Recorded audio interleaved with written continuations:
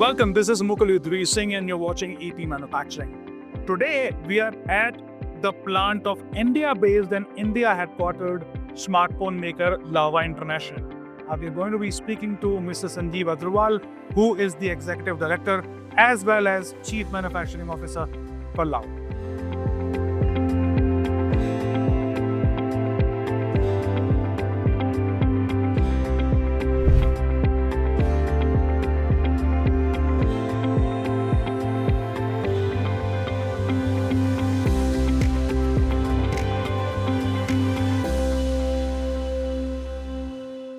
Sanjeev sir, welcome to ETManufacturing. Thank you. You've been here at Lava for about more than a decade, 11 years to be precise, and the organization is now nearing the launch of Agni 4, which is a flagship. What are the top 5 manufacturing lessons Sanjeev Agarwal would give to India's budding electronics manufacturing industry? So, one main and most important lesson is, whatever is there in your document, whatever process is there in the document, it should be there on actual shop floor. So that is the first one. And like we can also say, whatever we are telling, so it should be actual there. So that's what the gap I found at many shop floors, manufacturing shop floors. That document says something and actual is different, and that only creates problems in terms of efficiency, quality, etc. That is one. Second is continuous learning. So learn from your mistakes, learn from good things from others, from competitors, benchmark them for their good things, and continuously improve and continuously learn and challenge yourself. So this is another point. Third is because we are into technology industry, so things are changing very fast. So every quarter, every year, there are new technologies, new products. So keep learning, keep improving your capability in terms of equipment, competence. So these are the major areas which I see that these are the focus areas for this kind of manufacturing. Interesting. So from what you've just said, what you've just told us, right? How has your Lava's manufacturing strategy evolved, especially in the last 3 years? Because we've seen I'm asking this question because we've seen a lot of, drum roll, a lot of announcements, a lot of policies going towards India's electronics, EMS as well as EDMS. So, and keeping in mind what you've just said, has the last 3 years been a challenge or more of a solution for you? No, every year is a challenge, and see, the organization which face challenge and which overcome challenge only grows. If there are no challenge, then like you are stagnant, and stagnancy is not a good thing for any individual and organization. So we face a lot of challenges and we work on them. So like for example, if we talk about our products, which are smartphone and feature phones. So smartphones, the challenge is the change in technology consistently, change in customer usage. So for example, 5G came 2 years back. So every 2-3 years we have this change in network technology, and maybe in next 2-3 years 6G will come. So how to adapt those technologies in our products, in our process. So those are the challenges. In terms of feature phones, so because there is not much technological advancement, but you have to become more and more efficient in terms of cost, in terms of processes. So their challenge is that, so how to become more efficient. So these are the main changes which are happening from last couple of years, and we are working to overcome them and become better and better. Interesting. Apart from these operational challenges, are there any other challenges, especially when you think of scaling manufacturing for smartphones, right? Because that's what drives, if I'm not wrong, the major chunk of revenue for you. Are there any other challenges when it comes to scaling manufacturing of smartphones from these operational challenges that you mentioned? Yeah. So for scaling up the smartphone business, so one major challenge is supply chain. So in terms supply chain in terms of the ecosystem of components availability and manufacturing in India. So that is one area. So we are working on localization of our components for both smartphone and feature phones. Feature phones, we have localized around 35 to 40% of our bill of material in value terms. Smartphones, we are at around 20% level, but we are working on it, how to improve that.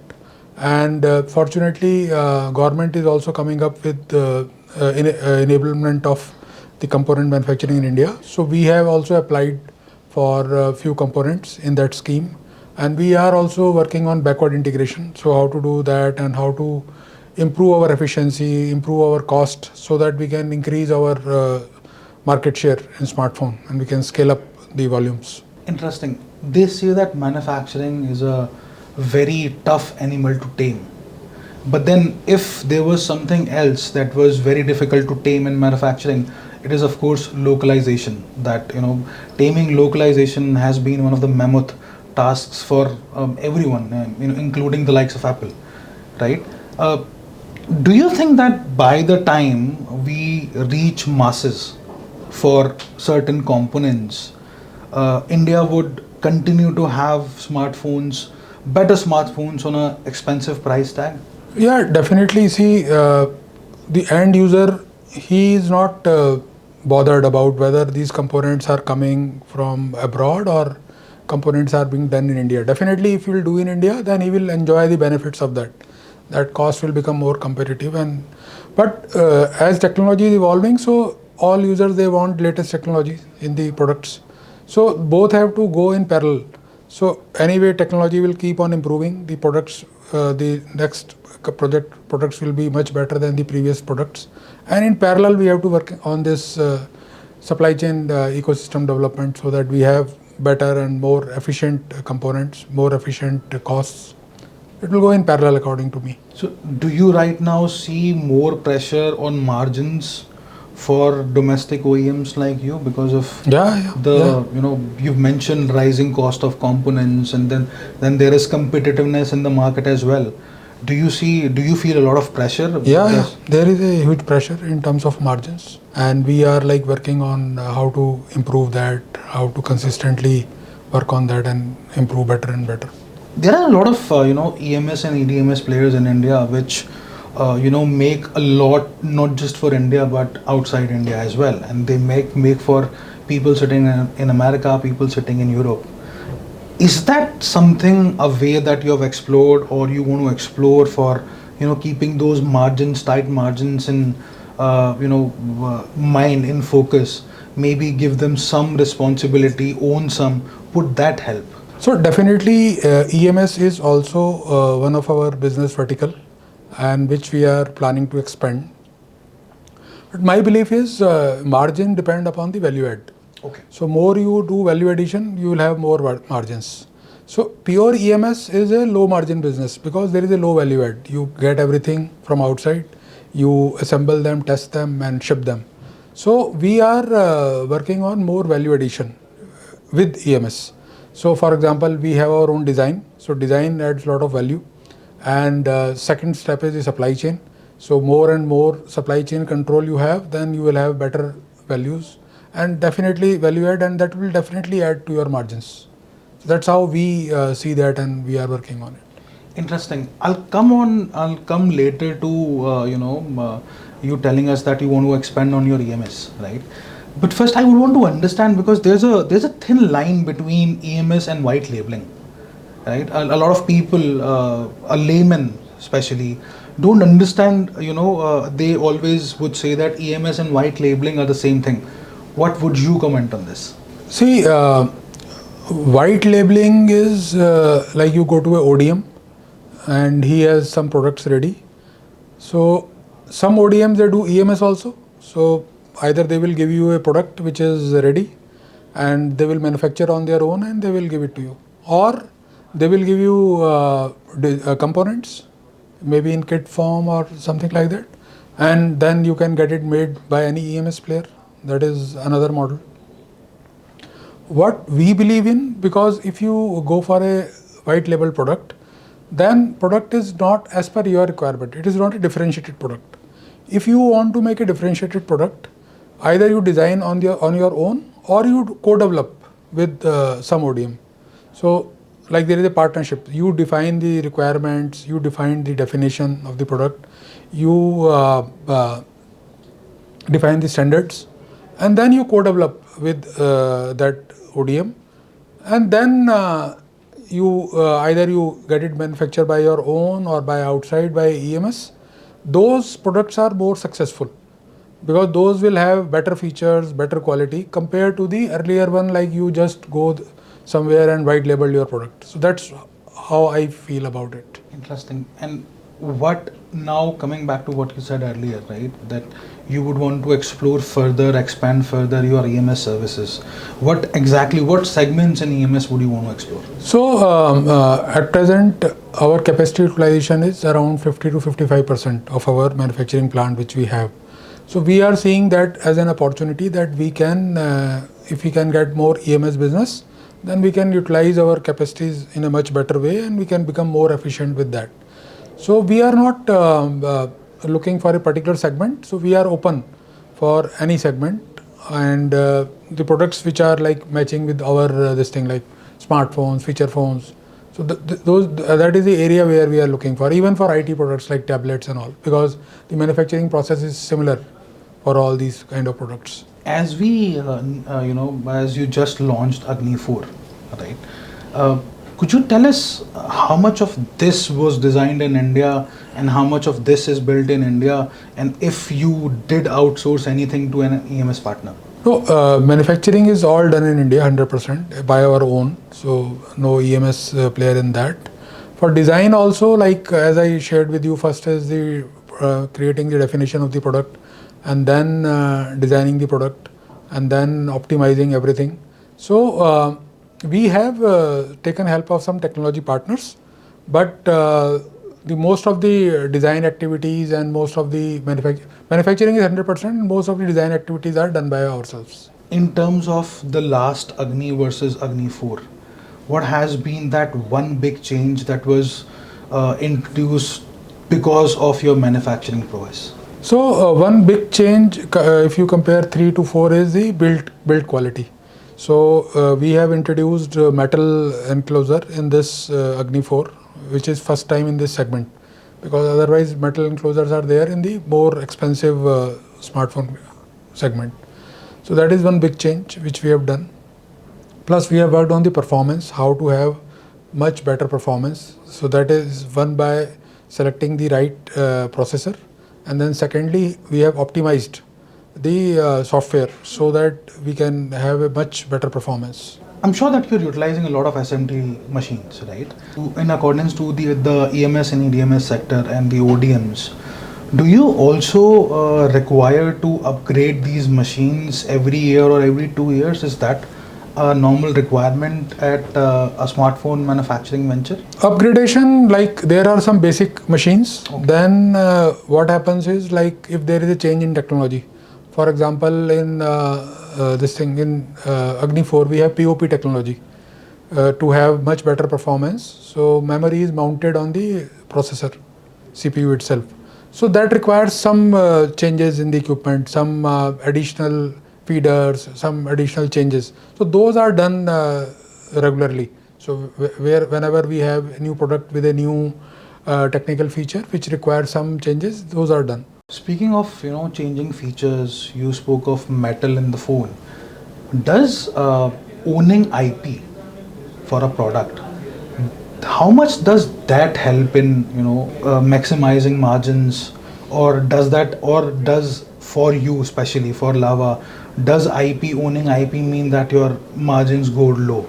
How does owning IP pan out for you in the long run? No, owning IP will definitely help business. It will not reduce margin. It will definitely, there will be some fixed cost initially, but it will definitely help in future to have more and more competency of in the technical area.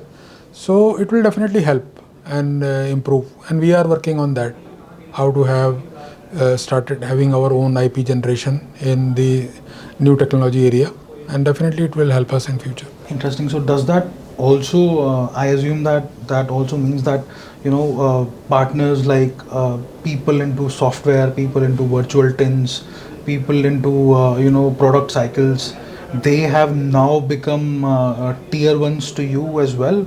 They used to, because In the earlier, if we go 5-10 years back, these would generally work with your component players. But do you also now see an active role for them when you design products? Are they, or is it the usual?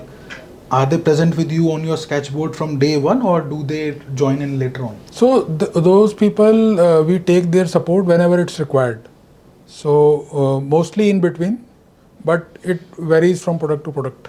How many such partners would you work? Would you say you would have worked with for the ideation and launch of Agni 4? So ideation is normally done by our own team. So Okay. we have our own product marketing team. So they consistently study the market scenario, the competition, the user feedbacks, then what they want, what are the challenges they are having in the current products. So that is 100% our own this thing which is done. And in between, like if we have some constraints during the development, then we take help of particular outside external agency if it is required. So the numbers and all are not fixed. It varies from product to product. Interesting. You've been at the center of India's electronics manufacturing. Lava has been the center of India's electronics manufacturing scene from around 15-16 years. You've been in the picture for around 11 years. How do you see, the current policies, the current clusters that are being developed? We have an upcoming, semiconductor in Javer, which is HCL Foxconn. How do you see all this? Do you have hopes for this? Do you think that we will be able to localize more? And if yes, by what timeline do you think you'll be able to localize at least 50% of what goes into a Lava phone completely, at least 50% sourced from India, with everything in? So I believe it's a good start because when you have to kickstart this big movement, then definitely government support is required, and which is coming now from center as well as state governments. So I believe definitely this will help, whether it is semiconductor or whether it is other components which ourselves and others are planning to start here. And I believe it will take 4 to 5 years in getting that 50% level. Because still, if you see the main semiconductors like processor and memory, so those take care of around 35-40% bill of material of the smartphone. So those will be the final challenges to overcome. But in that time, by that time, we can cover all other components locally. We can have a local capability to produce those other components. Could you name a few low-lying components that, let's say, could be localized in India in the next 1 or 2 years? The components like display assembly, camera modules, enclosures, multi-layer PCBs. So these are some of the components, and some other more mechanical components. Those can be localized in India first. Interesting. One last question, Sanjeev sir. Looking ahead to 2028, right? What will it take for the Indian smartphone industry to become sustainably profitable without relying heavily on incentives? I believe the more focus should be on value add. So how we can do more local value add. So if we do more value add, we will have more margins, and then we will be sustainable. So only by doing assembly, it is difficult. Although start is always with final assembly, but we have to go deeper in the value chain and start adding value, and that will make us more and more sustainable. Could you throw a little more light on value add, local value add? Local value add, like for example, I was telling you about display assembly. If we start local display assembly, so like first step will be doing assembly here, so we can have the display glass and touch panels from outside, and then we start, once we are sustainable on the assembly part, then we can start local touch panel also, local FPCs and other parts of that, like parts of parts, and then so that is adding value into that, and more we'll do locally, we will add more value, and it will result into more margins. Anything else that you would like to add on to this interaction? It was very nice talking to you, and I hope that we all are part of this industry, and with all our efforts, we will make it more successful.